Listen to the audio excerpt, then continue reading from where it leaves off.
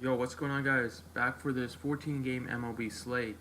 We have a full 14-game slate for tonight. Let's get right into it. Please be sure to drop a like on the video and subscribe if you have not already. First up at pitcher, I'm going to go with Aaron Nola.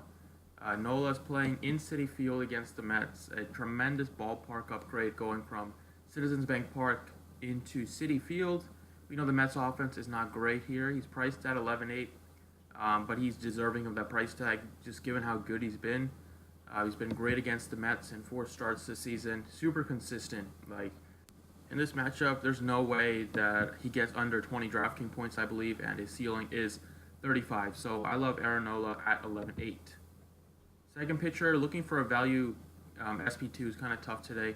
I'm going to go with Chris Archer. It might come back to bite me because Archer has not been great, but he's just been unlucky. But he gets a great matchup against the Marlins here in Pittsburgh. He made a change in his last start. He's like working out of the stretch now, and that worked out great as he went 6 innings with only 2 hits. He had like a no-hitter, as you see. Through 5, he was pitching just out of the stretch, so maybe that's going to help him a lot in this matchup as well.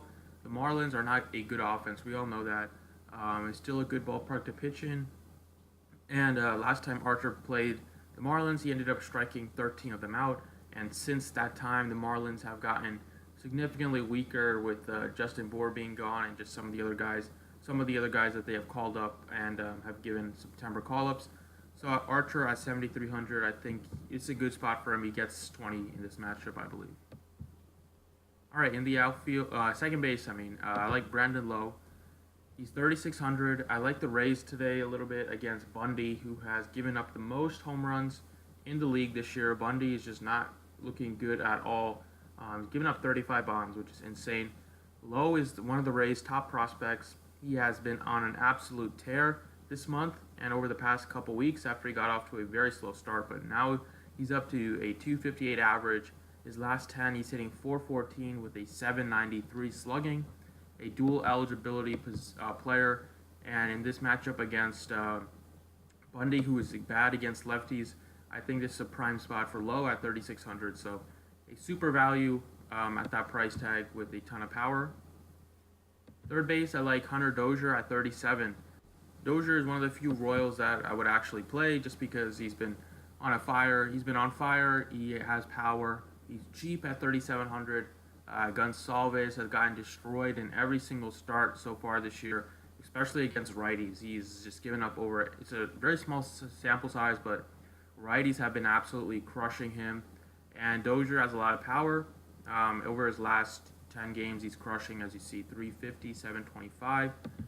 Playing in Minnesota, which is supposed to be good weather there, decent weather for hitting. And Dozier is just good.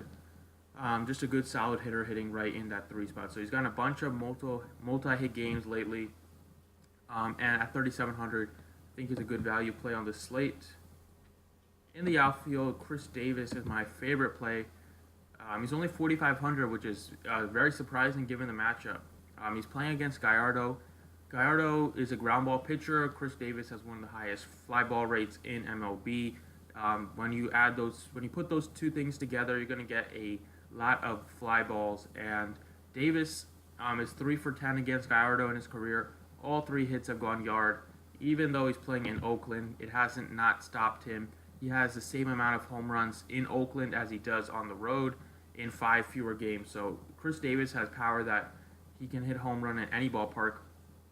He has owned Texas forever. This season he has absolutely crushed Texas in 16 games against them.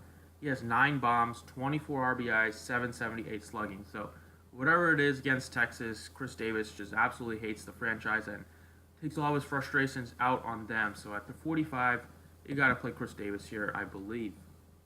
And then I like Ozuna at 42. I like the Cardinals a little bit. Their offense has been scoring some runs lately, which is good to see. Ozuna is a much better hitter against lefties than righties. Against lefties this season, he's hitting 302 with a 483 slugging percentage. Daniel Norris, for his career, has given up power to righties. And in this matchup, I think Ozuna at 42, he's been another guy that's starting to find his own. He still hasn't really got the power numbers that they expected, but he's starting to come back to his old version and just hitting the ball very well. So I like Ozuna at 42. So that does it for today. Those are the 6 plays I like for tonight. Thanks so much for watching. I appreciate it. Drop a like if you enjoyed, and good luck tonight.